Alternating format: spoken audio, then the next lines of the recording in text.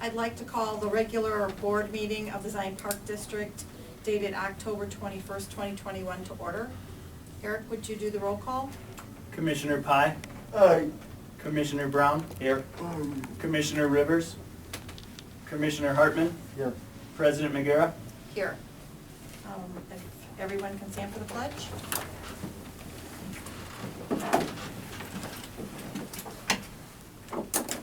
I pledge allegiance to the flag of the United States of America and to the republic for which it stands, one nation, under God, indivisible, with liberty and justice for all.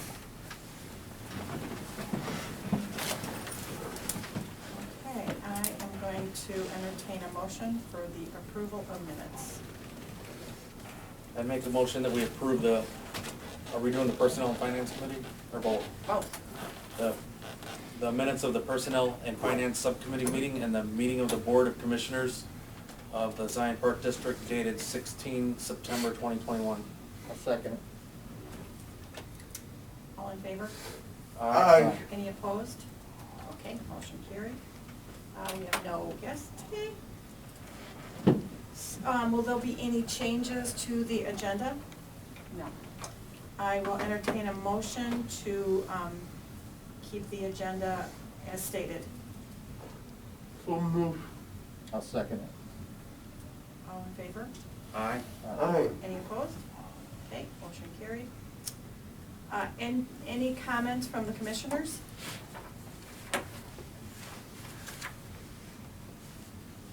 Okay, we'll move on to reports. Anything from the attorneys? No. The treasurer's report. So we have bills that need to be paid, and I will entertain a motion. I'll make a motion that we approve the unpaid bills for 86,824.30 for total paid bills of 179,722.52, and for the total being approved is 266,546.82. I will second it. Any further discussion needed? Eric, could you do the roll call? Commissioner Brown? Aye. Commissioner Pye? Aye. Commissioner Hartman? Aye. President McGarrett? Aye. Okay, we will move on to the director's report. So the only thing I just wanted to add is we are, one of our big special events is the Trail of Treats, which is next Friday. We have community groups that have tables with the hand out treats to the kids who will be in vehicles with their families. It's from 4 to 6 through Shiloh Park.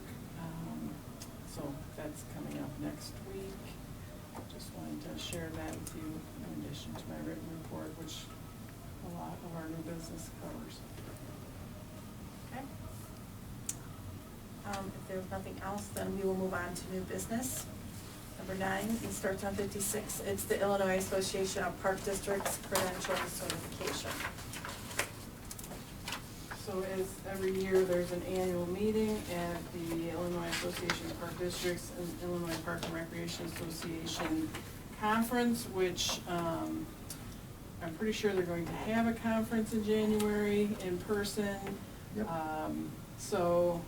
This basically states who will be the person that will be representing the Park District at the annual meeting, and then the alternates for the credential certificate, which we need to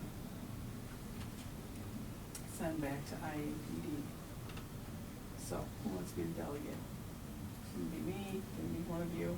Okay, it's usually you, right? So, Yeah. okay. First alternate. I can be first alternate.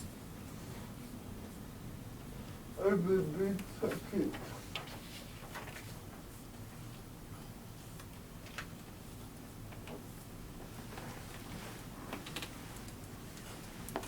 And what about third? There you, gentlemen. I will. So I will send that to IAPD, and we'll be set for the annual meeting. Okay. Item number 10, review and approval of the schedule for the fiscal year 2022-2023 budget session, which is on 59. So, it's that time of year again, so it seems like it flew by, but we will be organizing our budget sessions. I went basically with the similar schedule that we had last year, which is the first one would be March 10th at 5:30 to cover fees and charges, shallow pool, museum, ranger, and special funds, and golf courses. Thursday, March 17th, which is a week later, to do general, special recreation, and construction fund. That would be right before our March meeting. And April 21st, our regular April meeting for the full review and approval of all the budgets for the 2022-23 budget year. Sounds crazy. I know. Yeah. Yeah. Seriously. So. So the only comment I have is that the March 17th, that's a holiday, right? Isn't that St. Patrick's Day? So I don't know if that's an issue. St. Patrick's Day is our regular board meeting, scheduled meeting, so if we're going to change it, we should do that probably. I mean, I don't have an issue. I don't know. Anybody have an issue with St. Patrick's Day? Okay. Okay. If nobody has any comments or questions, I'll entertain a motion to approve the schedule for the FY 2022 to 2023 budget session as stated. So move. I'll second it. Any further discussion needed? Eric? Commissioner Hartman, Aye. Commissioner Brown, Aye. Commissioner Pye, Aye. President McGarrett. Aye. The next item is approval of the 2022 Employee Health Insurance Program, which begins on 61, or it is on 61. Yeah, we just did a high-level overview of where we're at with that. Paderma is going to, or has been approved by the Paderma membership to change providers. So this will include a provider change to Blue Cross Blue Shield from Aetna Network. So they're going to change their network. They did realize savings from that change. The 2020, we're not going to change covered employees at this point in time, but the percentage change is a decrease in the total cost of the premiums. We did, as we had stated, reviewed with Carolyn and Cheryl the employee contributions and changed that slightly. So that was part of that decrease, but it was pretty minimal change. And I think it's again, it's really similar coverage to what we had before. It's health insurance for employees, their families, and pretty minimal cost to the employees.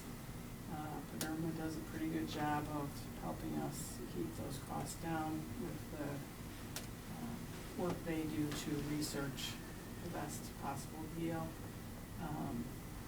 So I think this is a good proposal for the employees that we should, I'm recommending that we move forward with this. Eric and I Eric's on the actual health benefits committee at Paderma, and both of us sat in on the member meeting to hear the changes that they were proposing, and I think it's good coverage, so. If there's no Anything questions you want to or, add? no, good, okay. If there's no questions or comments? Is this a 1 year annual audit would be every year moving forward? Well, depending on what they offer, they give us the plans that they offer to us every year, and so we have to renew every year. Okay. Generally, they stay pretty consistent. This is a pretty big change, having a different provider. But it's been relatively consistent. The cost has been relatively consistent. This is actually a pretty significant decrease of 6.7%. So, it will be annual always, because Okay. they request for us to choose the plan that we're gonna choose annually. Or the changes in the premium, or changes in the personnel options? For the We just offer employees? one plan. We only offer one. Well, they have some different plans that we can choose as an agency, but we choose one plan for all employees. Right, what was the changes from last year, the basics? Nothing. It's $12.50 Thought you said the costs went up with an for the HRA. individual. Oh, the percentage that the employees are contributing, it used to be, I have these percentages on here, single coverage was, a change of, Well, percentage of salary too. right, we used to do percentage of salary, now we're doing percentage of the actual premium cost. So it's not based on the employee's salary any longer, so we Okay. changed that. Because it makes more sense that if the premium changes versus salaries, to go with that. That's about what, about 75% of the park districts do. It's not on salary, on the premium. So it's kind of not comparing apples to apples. I understand. So the employee rate did go up a little bit in each category of family, employee plus spouse, employee plus children, and single employees. So you just have percentages and not dollar amounts, obviously. Yeah. Because it, yeah, because it varies what people have individually. And sometimes that can change over time also. More questions? Anything else from anybody? Okay, I will entertain a motion to approve the 2022 employee health insurance program with Credit as stated in the document. That to be called out. Just with our annual premiums, that will be, well, I'll entertain a motion. I think just that we're gonna have the coverage. I'll entertain a motion, I'll make the motion that we approve the Zion Park District Health Employee Insurance Plan for calendar year 2022, for the premium of $364,468. Any further discussion needed? Eric, do the roll call, please. Commissioner Hartman, Aye. Commissioner Pye, Aye. Commissioner Brown, Aye. President McGarrett. Aye. We will move on to item number 12, the estimated 2022 and 2023 levy, which begins on 62. Okay, so we did receive the estimated assessed value from the county. So we think that we have a pretty good number there, as you guys know from the past. That's a guesstimate at this time, and we don't get the actual EAV until in the spring. But we have to base our levy upon this number that we get from the county. We talked a little bit, I think at the last meeting, about the energy bill that was passed in the state. We've been looking for relief for the community of Zion for the nuclear waste that's stored. I don't think that's going to have much impact for us in 2022. That's the information that I got from the city so far. So we're pretty good that this EAV is not gonna change for 2022 based upon some of that energy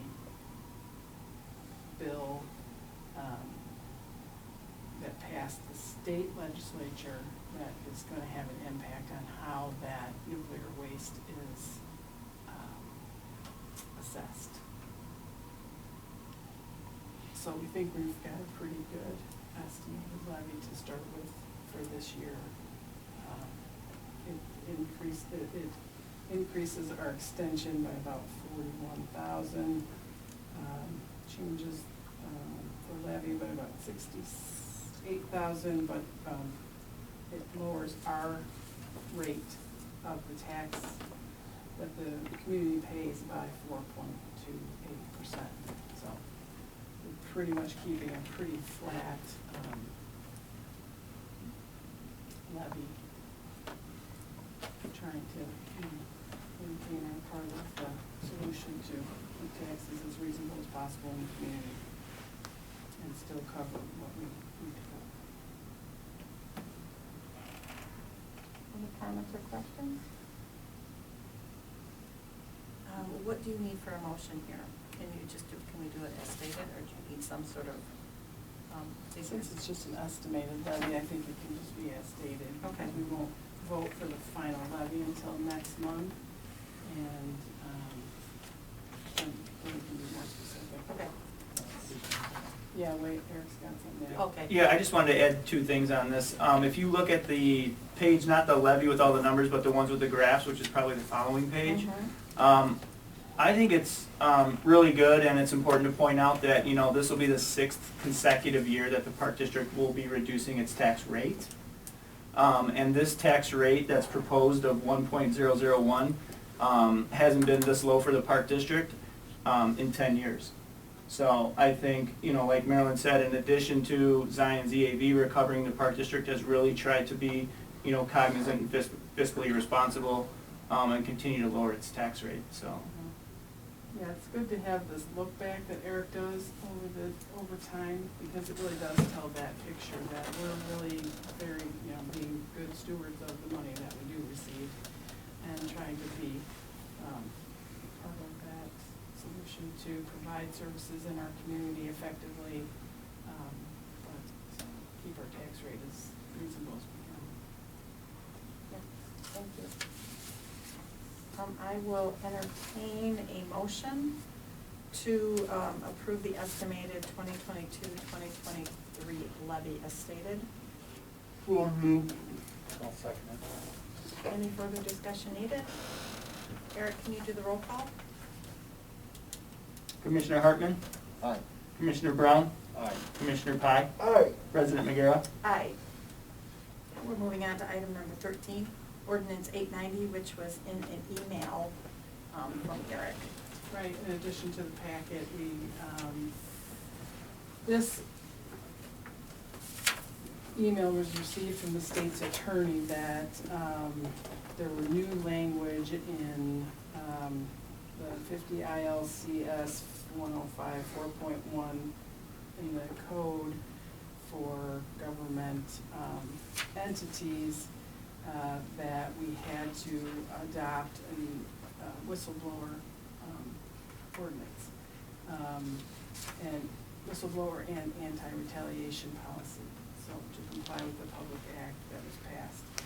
So we received this from our attorneys finally, so I wanted to make sure we got it passed as soon as possible because the act passed in July.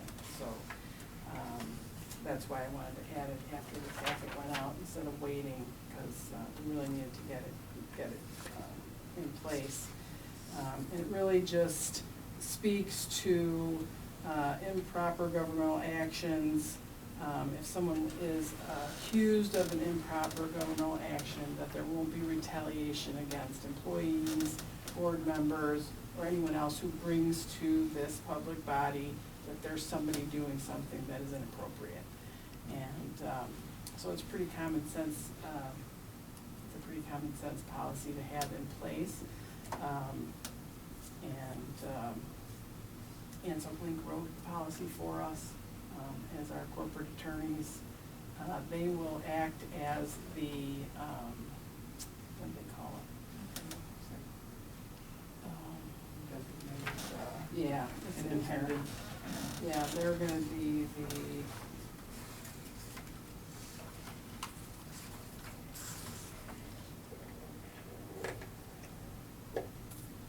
I can't remember what the word they called it, but they'll be the, like, The third, stewards the of the- third party that is gonna make sure that we follow our policy, since they're not within our organization, other than as, an outside contractor. So they will be the ones who will be, holding us accountable to the policy, which makes a lot of sense. So I think it's a good policy, and, it's something that we need to address. Any other questions about what it means, or what it is? Okay. If there's no comments or questions, I'll entertain a motion on ordinance 890. So this first section here, you gotta read this section of the first section of the ordinance, or the first sentence. I make a motion that we approve ordinance 890, an ordinance adopting and establishing a whistleblower and anti-retaliation policy to comply with Public Act 101-652. I'll second. Any further discussion needed? Eric, can you do the roll call, please? Commissioner Pye, Aye. Commissioner Hartman, Aye. Commissioner Brown, Aye. President McGrath. Aye. Moving on to item number 14, the purchase of the Toro OSMAC G3 satellites for Shepherd Brook irrigation system. And that starts on 64. Okay, this is not replacing the complete irrigation system at Shepherd's Crook. It is replacing the satellite controllers. So what that does is then Charlie can program where we need water, when we need water from the computer system. The satellite controllers that we have now were put into place when Shepherd's Crook opened. So they are outdated, they're 21 years old. They had such a thing back then? And they can't fix them and replace them because there's no No parts parts. available for them any longer. So this is really just, it's not tearing up any of the irrigation system that is out there, the water flow system. replacing You know, the they mechanism. work on that, obviously, but it's not replacing that whole thing. It's actually the satellite controllers, so, so that he can, from probably anywhere, program that. So if it's set up to run and it rains, he can say, oh, well, we don't need to turn it on today. Whereas now, he probably has to go there and sometimes has to go to the actual individual sections and turn them off manually. So it will really reduce the amount of time and effort put into that at Shepherd's Crook. It'll make Charlie's job a lot easier, and, you know, we are asking a lot from him for the way that he upkeeps that course. It'll make his life lots easier with the watering out there. And, So the total cost is $83,000? yeah, 83,512.65, and that is on a, it meets the negotiated national contract, so it has been pre-bid, so Okay. we can do it without going out to bid. And when will the installation take place if we approve this? Is it this year? Maybe, probably depending on the weather and if they can get the parts. Yeah. I don't know if they have the parts. They may not because we haven't, you know, until we approve it, Right. they approve the expenditure. So, you know, that's always a question, but I would guess that he's hoping to get it in this fall, spring at the latest. Mhm. Does the company have the part? Right, that's the question. I'm not sure what the answer is to that at this point in time. I think they do, but I can't say that 100%. Yeah. But it, you know, it's gonna get in as soon as we can get it in. Right. Based upon the way things are right now, so. Any comments or questions? Okay, then I'm going to entertain a motion to approve that purchase. I entertain a motion that we approve the purchase of the Toro Osmac G3 satellite systems for Shepherd's Crook irrigation system for a total cost of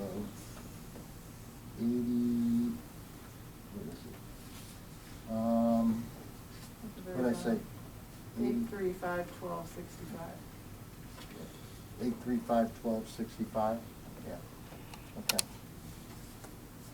I had it and then lost it. Urban Structure. Any further discussion needed? Eric, can you do the roll call? Commissioner Brown? Aye. Commissioner Pye? Aye. Commissioner Hartman? Aye. President McGura? Aye. Moving on to item number 15, Aposa Park Boardwalk Infrastructure. So did you look at the pictures? Because it was Yeah. crazy. I walked out there, this first one was the one that got me, so. Starts on 61. Our Aposa Park steward took this picture and posted it. And that was the first I saw it. Yeah, And I was that- like, yeah. okay, so I said, Todd, we gotta go out there and see what's going on. Actually, she posted it on a Saturday, so I went out there on Sunday and looked at it. So the erosion there is really not good. And I was doing some research about the weather, and what I was reading this today earlier was that we have the La Nina returning to our area. So what that means is we will have a wet winter. We'll probably have a winter similar to last year where it was mild up until January, and then we get the extra cold and lots of snow and lots of ice buildup on the lake, probably if we keep that cold weather for that long period of time, which is, Is that what they're predicting? yeah. La Nina. So that was what last year was.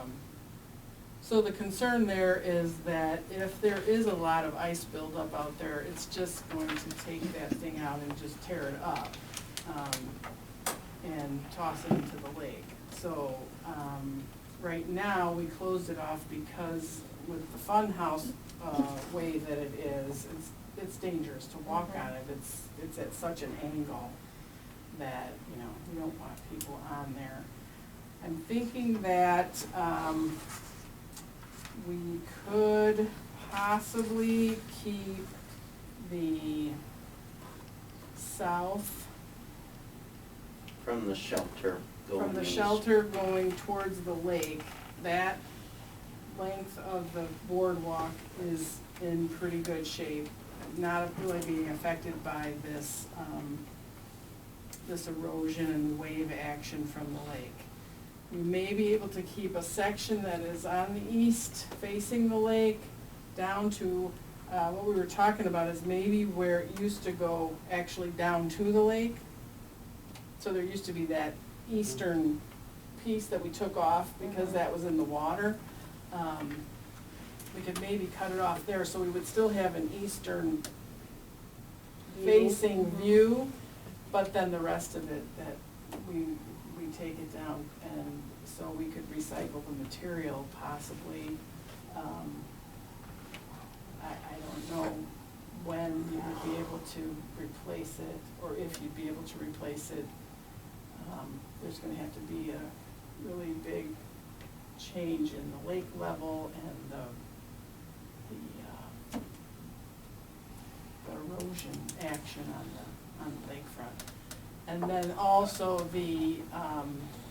there's a section that is to the north, that is a platform that goes up a little bit higher. That, so far, that is okay where it is, because it's a little bit back further than the beach, on the beach. So we would keep that piece up also. So there would still be kind of a lookout there to the north side of it. We would just really be taking out quite a bit of the east. So taking it East to out north. temporarily until there's a solution perhaps? But you'd have to fix, whatever you take off, you'd have to fix the ends, right? Or you'd have to, Yeah, we'd have to put an end Yeah. if we, yeah. And that's what we did when we took off that eastern section. When we took that off and brought it back, we just created a, We closed it off. we closed Yeah. it off. So we'd have to do that again.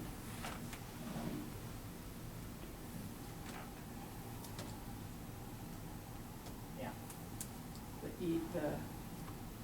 The section that runs from, on the east edge near the lake, from north to south, just keeping part of that, and then taking the rest of that and that whole north section, because it's half covered in sand anyway, so it's actually buried. But there would be no reason to keep the end that was the end we were gonna fix. That already had the issue that was falling down. We have to take that end off, so it makes sense to take that whole north piece off. Yeah. Well, that first picture tells the whole story right there. yeah. Really does. Yeah, it looks And I bad. walked down it, it was like, oh my gosh, this is really, and Todd said it changed a little bit after another storm, but it's very unsettled there. The There's winter been- storms are gonna be hard on Yeah. it, we know that. There's been so much erosion out there and rise in lake level that, Well, if you're saying what that's gonna happen is gonna happen this year, this thing may be gone by the end of the winter. Right, I'd rather take it down than Yeah. just let it go Right. out to the It'll be, lake. it'll I be think- torn apart before we even have a chance to look at it again. Right, yeah. I so- would take it down soon. Yeah, that was our plan, to take those sections out, you know. Yeah, that first picture just pretty much tells it. Put the end piece on the end, wherever we ended there. And, you know, there's a lot of people who go out there and really love it, and I know that, but I think, we have to think about what is, the most safe way. If it ain't safe, then it's, Yeah. Yeah, and when I read this, that it's another La Nina year, that's gonna have a huge impact. The storms are worse, the waves are higher. I mean, the last time, that first weekend in October, the waves, they were talking about 12 and 15-foot waves here. It's like, that's crazy, and yeah, so. that thing ain't gonna make it through the winter. No. My son and I walked out there on Monday, and, there's not much of the east part that's usable. No, it'd be I mean, nice if you have a, the way to go east and then have a platform and look out, great, but the encroachment of the erosion is so bad that you're gonna have to set it back enough, so you can see still see the lake, but, it's Yeah. constantly changing. Right, so that was my thing was, if there's a section that we can keep there on that south section, where people can walk out there and see the lake, and, it still protects some of that penne area, which has the plants in it, the plants that are, the rare plants. But it gives people access still to the lake. That's probably the best we can hope for. Okay, do we need to vote on this? I would just like you to, Okay. yeah. So I'll entertain a motion to approve the Hosa Park Walk infrastructure changes that are being recommended by the Park District that needs to be removed. So moved. Any further? Yeah, I'll second. Okay. Any further discussion needed? Eric, can you do the roll call?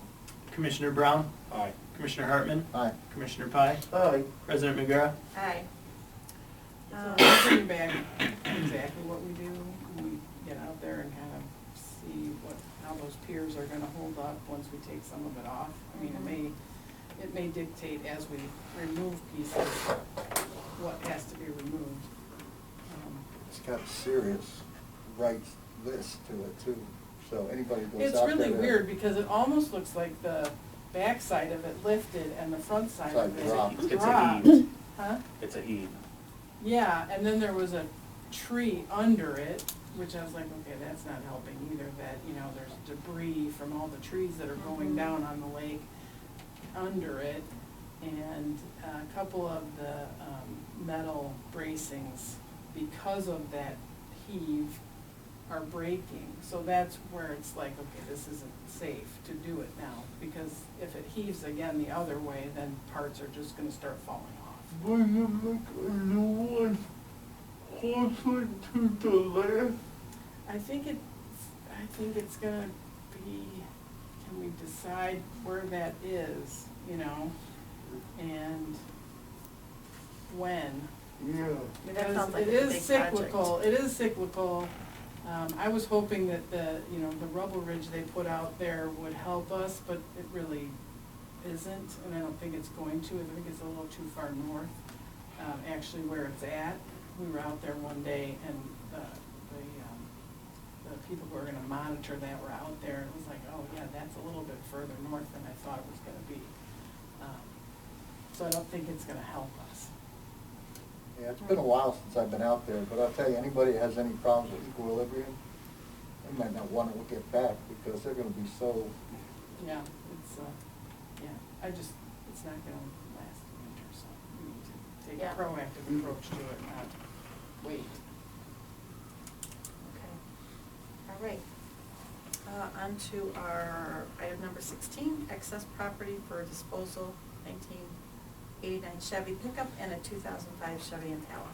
So, both of these vehicles were sitting in the yard at Hebron. The 1989 pickup was there really for parts because it wasn't really usable any longer. And the Impala was a police vehicle that we got for $1 from the police department, so it wasn't a stellar vehicle anymore either. The kids were breaking into the Hebron Park yard, and they smashed out all the glass in both of those vehicles. So there was no reason to fix them. So they just need to go. It's just time for them to go. We did reinforce the fence at Hebron, and we put up some cameras to see if we could catch kids if they're in there messing around. And I think the reinforced metal fencing makes a huge difference, because they were just breaking that wood slat fencing into pieces and then just going right through it. So now it's metal. Steel corrugated fence panel. So hopefully that will help us on getting in there and wrecking anything else. But one of the maintenance guys on a Sunday caught a bunch of them. He said there was like 10 kids. They were playing Nerf wars, but they were on the roof of the building. Okay. So that's like not okay. So we really had to do something, but these are surplus vehicles, we just need to get rid of them. Okay, any questions or comments? Just do a motion on that. All right, I'm going to entertain a motion to remove the excess property for disposal of a 1989 Chevy pickup and a 2005 Chevy Impala. So And moved. will sell for scrap. Okay. Okay, any further discussion needed? Eric? Commissioner Hartman, aye. Commissioner Brown, Aye. Commissioner Pye, Aye. President McGarrett. Aye. Okay, and now I'm going to, if there's nothing further, I'm going to entertain a motion to go into executive session.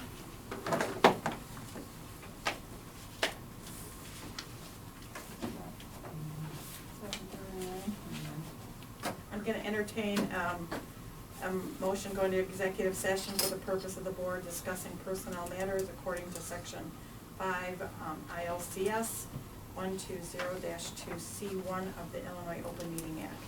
So moved. I'll second. Any discussion needed? Okay, all in favor? Aye. Any opposed? Okay, we're in executive session. I'm going to entertain a motion for adjournment. So moved.